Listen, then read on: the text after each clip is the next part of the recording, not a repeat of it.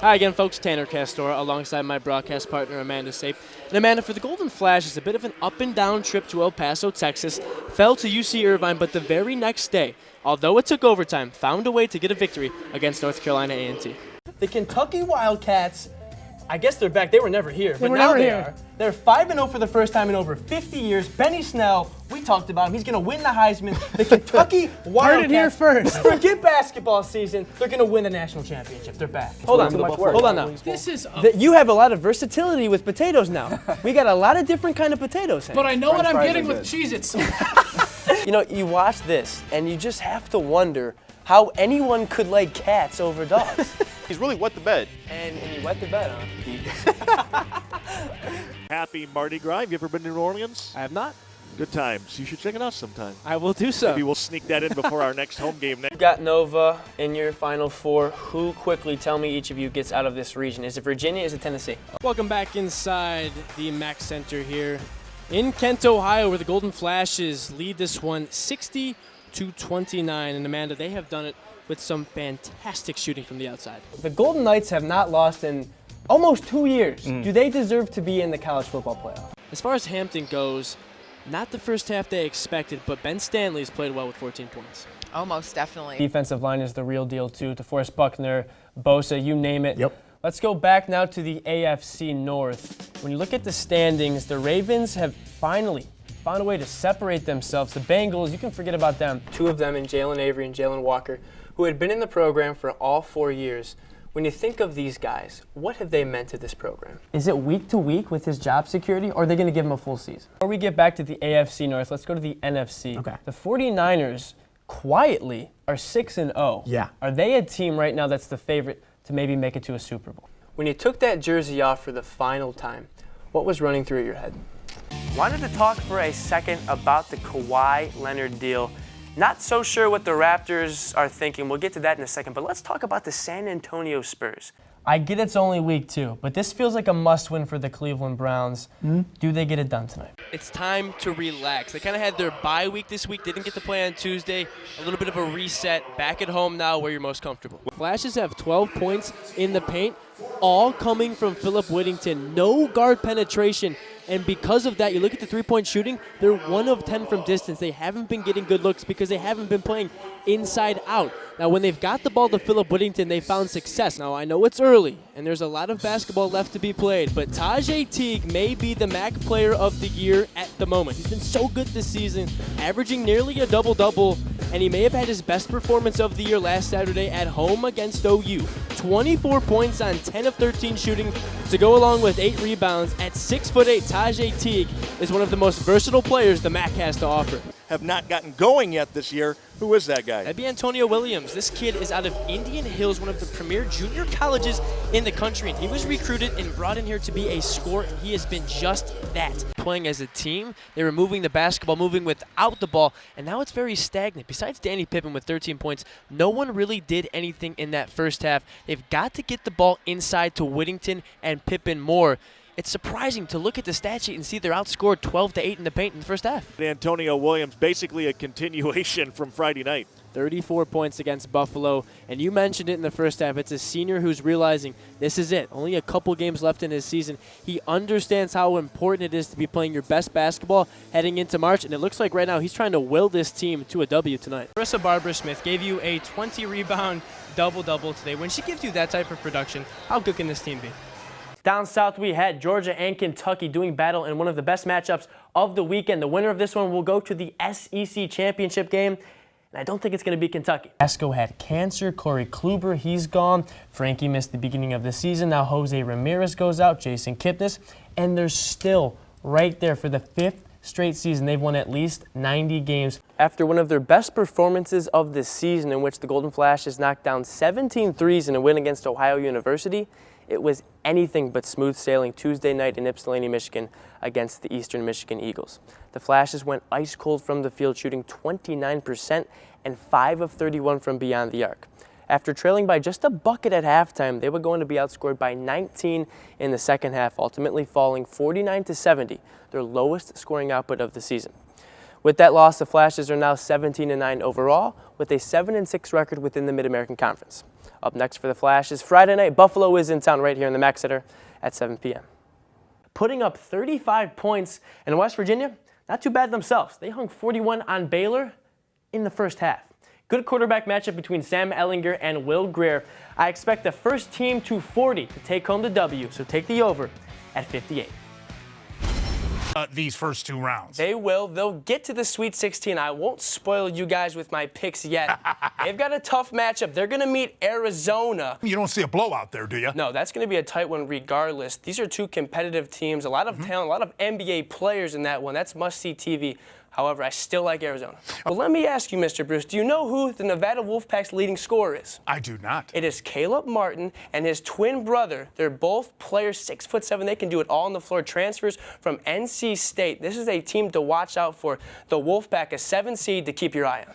But Kansas, okay, they've won 14 straight conference titles, but this is not a great Kansas team. They're good, but 37% of their offense comes, as you see there, from beyond the three-point line.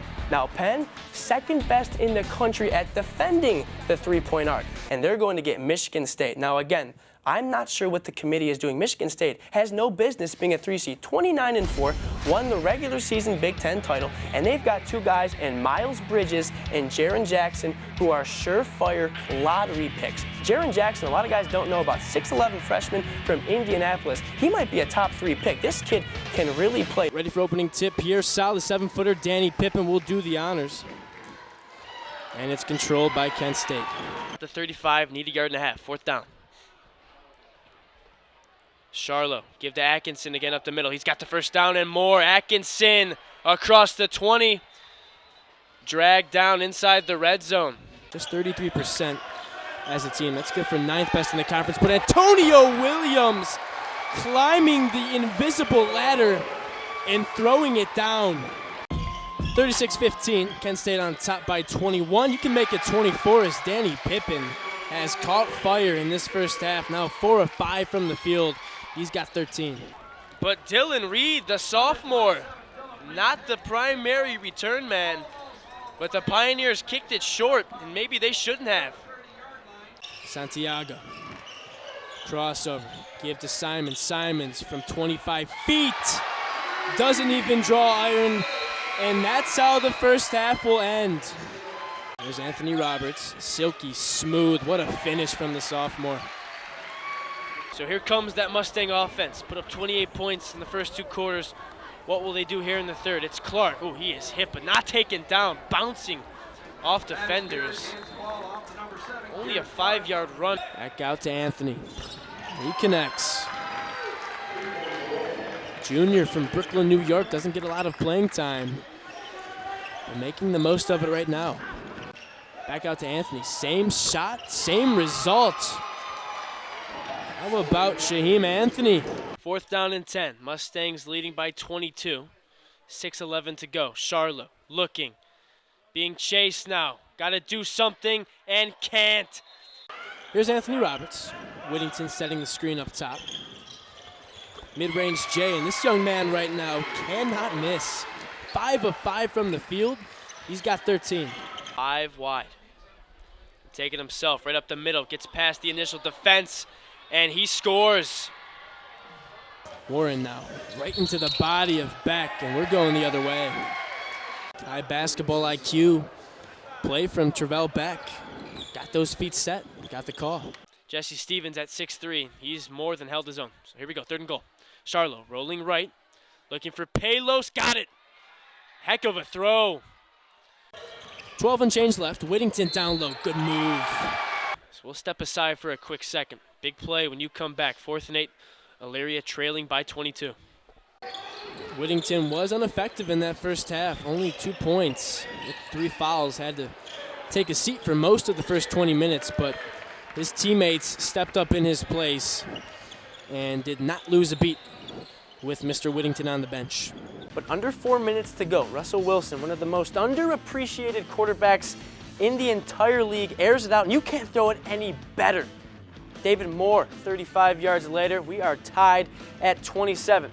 Joe Flacco and the Baltimore Ravens in Pittsburgh, and that right there, my friends, is an elite throw. John Brown on the receiving end, the Purple Birds up by 7 first quarter. Now take a look at this. Tony Jefferson An absolute perfect tackle, no targeting, that is textbook, and also, look at here, gets the strip. That's textbook. It is, like it's you said. perfect. That would lead to a touchdown. The Ravens led 14-0. Now 14-6.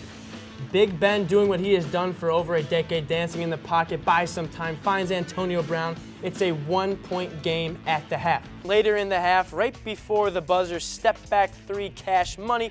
James had 24, Lakers led by a point at the break. Third quarter now, Aaron Gordon with the Bunnies. Reverse throwdown, he had 17. Magic up 61-57.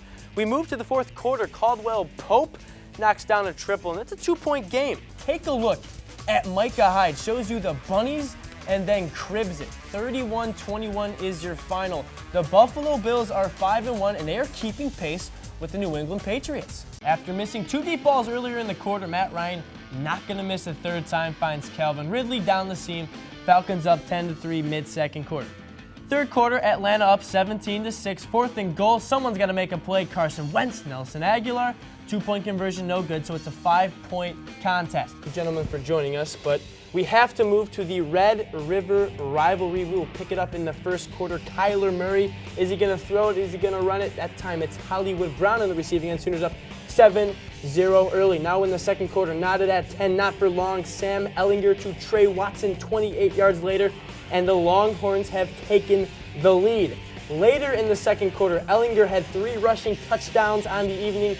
That one put the Longhorns up by 14. Chris Olave made a name for himself on Saturday. His first career touchdown in an Ohio State uniform, and what a time to do it. Now after 2 Michigan field goals, Olave, again, the true freshman, his second career touchdown, and the Buckeyes led 14-6. The Kent State women's golf team is a dynasty. Coming into the season, they'd won 20 straight conference titles, but it's not something on their mind. Preparation and your attitude. Those are the 2 things you have 100% control over. Everything else, I mean, after that, you go play golf, and we can accept the result if you've taken care of those 2 things. We actually have a notebook that we give to all the players when they get here, and it's got a list of characteristics. It's got expectations for the team, and we present that to the recruits and talk to them about it. The Flashes would go on to win their 21st straight MAC championship this season. Simons with a good move. He posterizes and one. Troy Simons, so far in the first half, he'd done his damage from the perimeter, but that time off a pump fake, goes to the rim with authority. Wow. How about that? Little up fake, and then he is gone to the rim.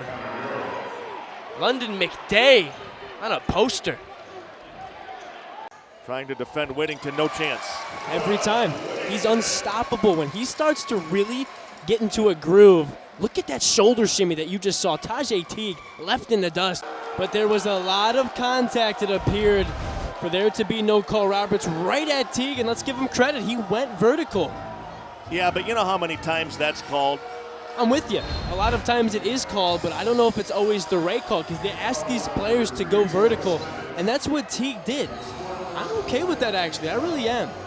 We've talked about the underclassmen quite a bit on this broadcast, but let's not forget Mila King, who's had a plethora of big-time points. It's okay. I like what he was doing there. And if you watch this Kent State team here today, something we hadn't seen the past couple weeks is the way the ball is moving from side to side. If there is an invisible line down the middle of the court, the ball is crossing it several times, and that's how you get a defense moving, and that's how you get good looks.